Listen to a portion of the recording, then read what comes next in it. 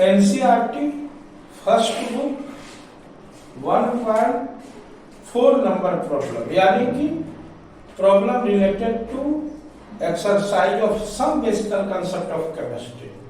Some basical concept of chemistry से related problem है। क्या है? Calculate the amount of carbon dioxide that could be produced when 1 mole of carbon is burned in air. 1 mole carbon को हवा में जलाया जाता है। दूसरा, 1 mole carbon is burned in 60 gram of dioxygen. Dioxygen क्यों बोला जाता है भाई? ऑक्सीजन को डाइऑक्सीजन इसलिए बोला जाता है कि एक मॉलिक्यूल ऑक्सीजन में उसका 2 एटम होता है। ऑक्सीजन का फॉर्मूला O2 है, इसीलिए इसको डाइऑक्सीजन बोला जाता है। तीसरा नंबर क्या है? 2 मोल of carbon burned in 60 gram of dioxygen. अब तीनों में देखिए मामला क्या है। 1 मोल कार्बन जल रहा है, लेकिन कहां? ओपन एयर में। जब ओपन एयर में 1 मोल कार्बन जलेगा, 1 मोल में कितना होता है? 12 ग्राम। नहीं, 1 मोल कार्बन बराबर 12 ग्राम, यानी 12 ग्राम कार्बन जल रहा है ओपन एयर में। ओपन एयर में जलने का मतलब उसको खुला ऑक्सीजन मिल रहा है, उसको जितना चाहिए उतना ऑक्सीजन मिल रहा है। तो आपको पता है कि अगर कार्बन का आप 1 एटम लेते हैं तो यह ऑक्सीजन के 2 एटम से रिएक्शन करके CO2 बना देता है। इसका सीधा मतलब है कि कार्बन का 1 एटम ऑक्सीजन के 2 एटम से रिएक्शन करके कार्बन डाइऑक्साइड का 1 मॉलिक्यूल बना देता है। अब सोचिए जरा, कार्बन के 1 एटम का आपको पता है कि 12 AMU मास है। ऑक्सीजन के 1 एटम का 16 32 AMU मास है। क्लियर है? और इधर अब देखिए, कार्बन का 1 एटम है, ऑक्सीजन का 16 टोटल मिलाकर के कितना हो गया? 44 AMU। क्लियर हो गया? अब सोचिए जरा, ये 12 AMU है और सवाल में 1 मोल दिया है। आपको दिया था ना कि 1 mole carbon burned in open air, और 1 मोल कार्बन में 12 ग्राम होता है। तो क्यों ना हम 12 AMU के जगह पे 12 ग्राम ले लिए, तो 32 AMU के जगह पे 32 ग्राम नहीं होगा? अब दोनों मिलकर के 44 AMU के जगह पे 44 ग्राम प्रोड्यूस नहीं कर देगा। यानी आंसर मिल गया। पहला वाला का आंसर है 44 ग्राम ऑफ कार्बन डाइऑक्साइड। यानी 1 मोल कार्बन अगर ओपन एयर में बर्न होगा, जलेगा, तो 32 ग्राम ऑक्सीजन को खाएगा। लेकिन हमें ऑक्सीजन से कोई लेना देना नहीं है। सवाल में पूछ रहा है कितना कार्बन डाइऑक्साइड पैदा होगा, तो 44 ग्राम कार्बन डाइऑक्साइड पैदा होगा। सीधा इक्वेशन पे सवाल बन चुका है। अब बी नंबर प्रॉब्लम को देखते हैं। बी नंबर प्रॉब्लम क्या है? 1 mole of carbon is burned in 16 gram of dioxygen. यह ओपन एयर नहीं कर रहा है, 1 मोल कार्बन को जला रहा है 16 ग्राम ऑक्सीजन में। क्लियर है? अब देखिए यहां क्या होगा।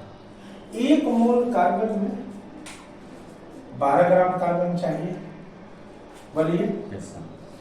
और यहां जब ये 12 ग्राम जलेगा तो ये 32 ग्राम इसके साथ रिएक्शन करके 44 ग्राम बनाएगा कि नहीं बनाएगा? अभी अभी आपने देखा। लेकिन 32 ग्राम ऑक्सीजन रहेगा तब ना। यहाँ तो ऑक्सीजन हो गया है 16 ग्राम, हो गया है। तो 32 ग्राम ऑक्सीजन रहता तब ना 12 ग्राम कार्बन लगता। अब तो यहाँ 16 ग्राम ऑक्सीजन है, तो 12 ग्राम की जगह पे ये कितना हो जाएगा? 6 ग्राम। चूंकि 32 ग्राम ऑक्सीजन 12 ग्राम कार्बन के लिए खर्च होता है, तो 16 ग्राम ऑक्सीजन 6 ग्राम के लिए है ना खर्च होगा। चूंकि ऑक्सीजन और कार्बन जब भी आपस में रिएक्शन करेंगे तो इस कंसेप्ट से रिएक्शन करेंगे। कार्बन के लास्ट में 4 इलेक्ट्रॉन, ऑक्सीजन के लास्ट में 6 इलेक्ट्रॉन, 2 2 4 5 6 7 8। इधर भी 2 2 4 2 6 7 8। इस कंसेप्ट से रिएक्शन करेंगे। यानी 1 कार्बन 2 ऑक्सीजन को कैप्चर करेगा। तो यहाँ तो 16 ग्राम ऑक्सीजन है, तो 16 ग्राम ऑक्सीजन 32 ग्राम ऑक्सीजन जब 12 ग्राम कार्बन को पकड़ता है तो 16 ग्राम ऑक्सीजन 6 ग्राम को ना पकड़ेगा, और 6 ग्राम को पकड़ करके कितना कार्बन डाइऑक्साइड पैदा करेगा? 22 ग्राम। दूसरा का आंसर हो गया 22 gram of carbon dioxide. Are you clear? में सी नंबर है। सी नंबर क्या है भाई? 2 मोल of carbon in burn in 16 gram of oxygen dioxygen. अब देखिए इक्वेशन तो हर हाल में इसी लेवल से और इसी पैटर्न से चलेगा, लेकिन अब क्या किया? 2 मोल कर दिया, यानी कार्बन 24 ग्राम है ना, लेकिन ऑक्सीजन कितना है? 16 ग्राम है। जबकि 24 ग्राम में, जब 12 ग्राम में 32 चाहिए था, तो 24 ग्राम में 64 ग्राम ऑक्सीजन चाहिए था, और दोनों मिलकर के 88 ग्राम कार्बन डाइऑक्साइड बनाता। तो आपको यह क्वेश्चन ये देख रहा है कि आप इस कंसेप्ट को कितना गहराई से समझ रहे हैं, केमिस्ट्री को समझ रहे हैं कि नहीं। एनसीईआरटी का क्वेश्चन है। अब 2 मोल तो दे दिया, और 2 मोल को चाहिए 64 ग्राम, लेकिन आपको लिमिटेशन क्या लगा दिया? 16 ग्राम में ही बर्न होगा। अब सोचिए जरा, अगर 16 ग्राम में बर्न होगा तो पहला वाला ही हाल होगा। 16 ग्राम का मतलब है कि जब 32 ग्राम में 12 ग्राम है तो 16 ग्राम में कितना होगा? 6 ग्राम, यानी 6 ग्राम कार्बन खर्च होगा। बाद बाकी 2 मोल यानी 24 ग्राम में से 18 ग्राम बचा रह जाएगा। 18 ग्राम क्या होगा? बचा रह जाएगा। इसमें से 6 ही ग्राम खर्च होगा, खर्च होकर के इसका भी आंसर होगा 22 ग्राम CO2। तो इस तरह से आपने 1.4 नंबर प्रॉब्लम को देखा है एनसीईआरटी का।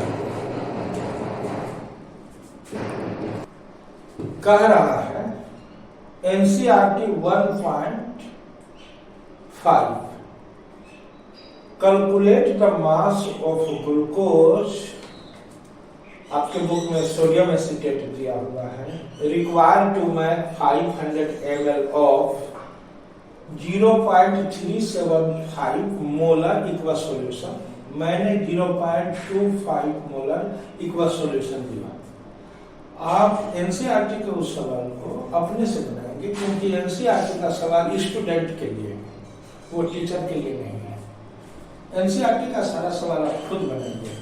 अब 0.25 मोलर इक्वा सॉल्यूशन का मतलब क्या हुआ? 0.25 मोलर इक्वा सॉल्यूशन। एक्वस मतलब जलीय होता है, जल में घुला हुआ। 0.25 मोलर मतलब 0.25 मोलारिटी वाला। इसका मोलारिटी है 0.25। अब 0.25 मोलारिटी का मतलब हो गया 0.25 मोल बटा लीटर, यानी 1 लीटर में 0.25 मोल ग्लूकोज का सॉल्यूशन घुलना चाहिए। क्लियर हो गया? अब 0.25 मोलर का यही मतलब है। क्लियर है ना? अब ये कितना बनाना है? 500 नहीं?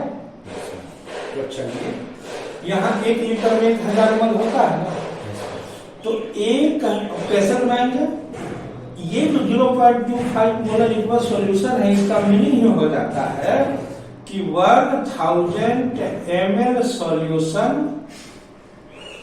कंटेन, यानी उसमें घुला हुआ है 0.25 मोल ऑफ ग्लूकोज।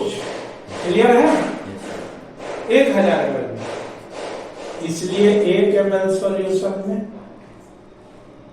कितना घुला होगा? 0.25 मोल ग्लूकोज बाय 1000 ml इसलिए कितना में 500 ml में 0.25 मोल बाय 1000 ml गुना 500 ml कर दिए। अब ध्यान दीजिए 500 ml से ये कितना बार में कट जाएगा? 2 बार में कट जाएगा। ml we can see, यानी कितना हो गया? अब 2 से 2.5 कितना बार में कट जाएगा? 0.125 बार में। क्लियर हो गया? यानी 500 ml आपको विलयन बनाने के लिए, सॉल्यूशन बनाने के लिए आपको 0.125 मोल ग्लूकोज चाहिए। लेकिन कह रहा है calculate the mass of glucose, mole of glucose नहीं कर रहा है। लेकिन आपका तो क्लियर हो गया कि 500 ml में कितना चाहिए? 0.125 मोल चाहिए। क्लियर हो गया ना? अब आपको पता है ग्लूकोज का होता है C6H12O6, कार्बन का 12 होता है, वर्षा का 72 प्लस हाइड्रोजन का 1 ही होता है, 12 का 12 प्लस ऑक्सीजन का एटॉमिक मास होता है 16, संख्या का 96, यानी कि 16 का 96 AMU, सबको जोड़े हो गया 180 AMU। इसका मतलब 180 ग्राम में 1 मोल हुआ। यानी ये क्लियर हो गया कि 1 मोल में 180 ग्राम नहीं। अब यहां थोड़ा सा देख लीजिए, 1 मोल में 1 मोल ग्लूकोज बराबर 180 ग्राम। तो 1 मोल में जब निकल गया तो 0.125 mole equal to 180 gram into 0.125 mole. Clear है ना? यानी कि ये 1 का 8वां भाग है।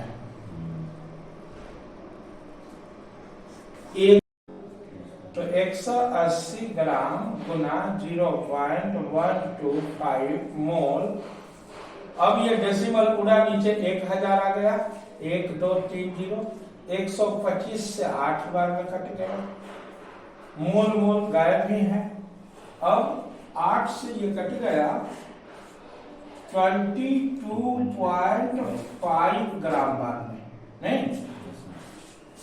इसका मतलब हुआ कि आपको 500 ml सॉल्यूशन बनाने के लिए 22.5 ग्राम ग्लूकोज चाहिए। बोलिए समझे कि नहीं?